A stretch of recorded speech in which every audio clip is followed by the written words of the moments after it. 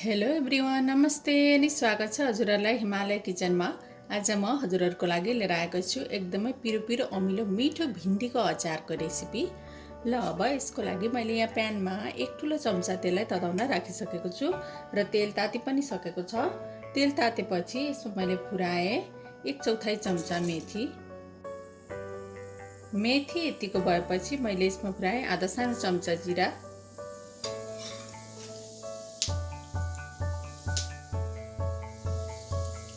मैले राखेँ एउटा रातो सुकेको खुर्सानी र एउटा हरियो खुर्सानी र मैले एउटा सानो प्याजलाई काटेर लिएको छु, त्यसलाई राखेँ।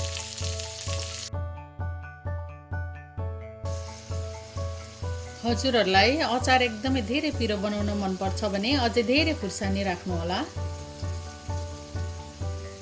अब प्याजलाई केही बेर एकदम राम्रोसँग फ्राई गर्नुपर्छ। अब प्याज यतिको भएपछि मैले यसमा राखेँ आधा सानो चम्चा बेसार,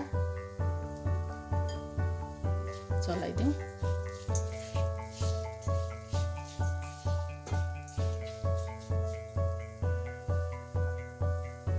र यो अचारमा चाहिँ म आलु पनि राखेर बनाउँदैछु। हजुरहरूलाई आलु राख्न मन पर्दैन भने भिन्डी मात्रै लिएर बनाउँदा पनि हुन्छ, त्यति नै मिठो हुन्छ। र मैले चाहिँ यहाँ एउटा मिडियम साइजको आलुलाई काटेर लिएको छु। अब नुन राखेँ मैले थोरै आलु राखेर। अब यसलाई चलाइदिउँ।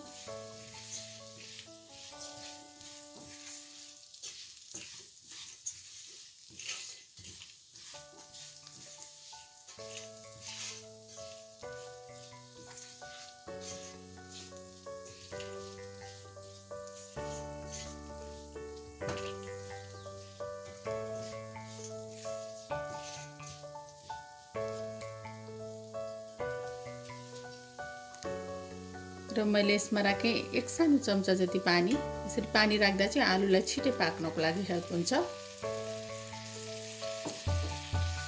र अब यसलाई छोपेर 3 मिनेट जति पकाउनु पर्छ पहिला।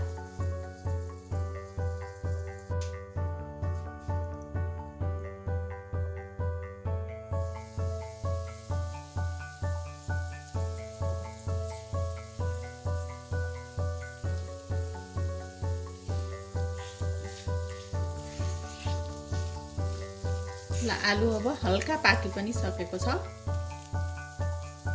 र अब मैले यति बेला भएपछि यसमा राखेँ एक सानो चम्चा काश्मिरी रातो खुर्सानीको धुलो, चलाइदिउँ।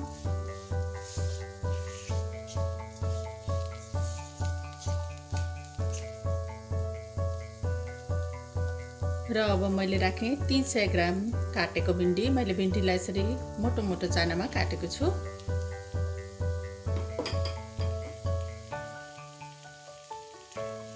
अब नुन राखेँ मैले आफ्नो स्वाद अनुसार। अब मिक्स गरिदिउँ एकदमै राम्ररी।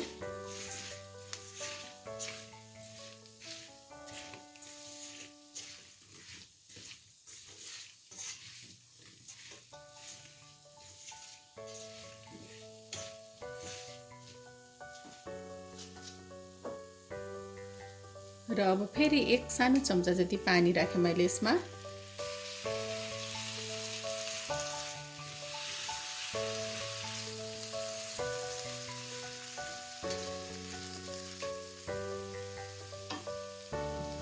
अब फेरि यसलाई छोपेर 4-5 मिनेट जति पकाउनु पर्छ मिडियम हिटमा।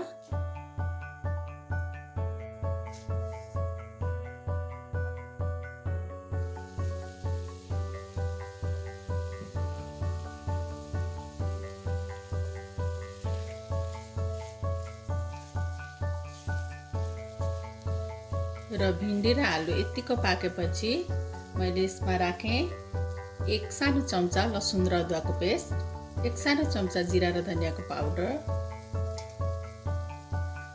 एउटा मिडियम साइजको टमाटर यसरी लाम्चो आकारमा काटेर लिएको छु।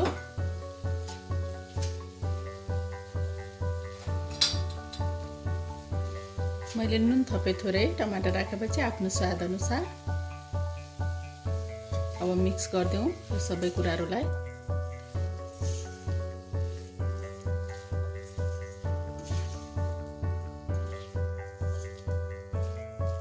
अब नछोपिकन यसलाई यतिकै 4-5 मिनट अरू पकाउनु पर्छ। यतिकै चलाउँदै पकाउनु पर्छ।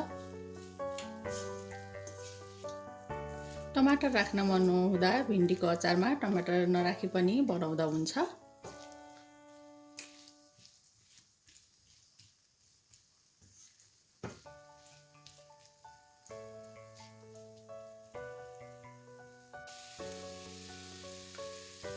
ल अब यति बेला भएपछि मैले यसमा राखेँ 2 ठुलो चम्चा कागतीको रस,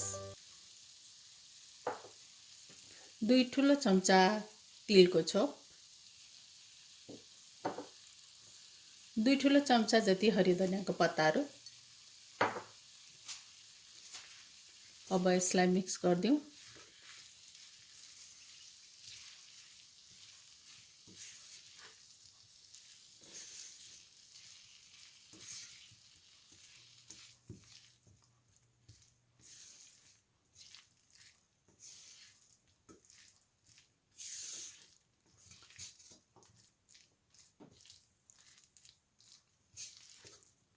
ल हाम्रो भिन्डीको अचार चाहिँ कस्तो खाउँ खाउँ लाग्ने देखिसक्यो।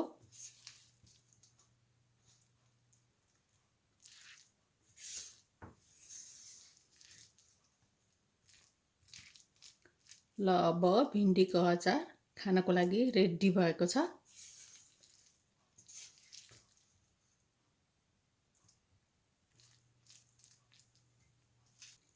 ल अब अमिलो पिरो भिन्डीको अचार चाहिँ अब यसरी खानको लागि रेडी भएको छ। हजुरहरू पनि यसै गरी भिन्डीको अचार बनाएर इन्जोय गर्नुहोला, एकदमै मिठो हुन्छ। हस् त यो रेसिपी हजुरहरूलाई राम्रो लाग्यो भने हाम्रो भिडियोलाई लाइक, कमेन्ट, सेयर गरिदिनु होला। यस्तै रेसिपीहरूको लागि हाम्रो च्यानललाई सब्स्क्राइब पनि गरिदिनु होला। सब्स्क्राइब गरिसकेपछि नजिकै रहेको नोटिफिकेसन बेललाई पनि अवश्य पनि क्लिक गरिदिनु होला। फेरि पनि यस्तै मिठो परिकारको रेसिपी लिएर आउने नै छु। हाम्रो भिडियो हेरिदिनु भएकोमा हजुरहरूलाई धेरै धेरै धन्यवाद।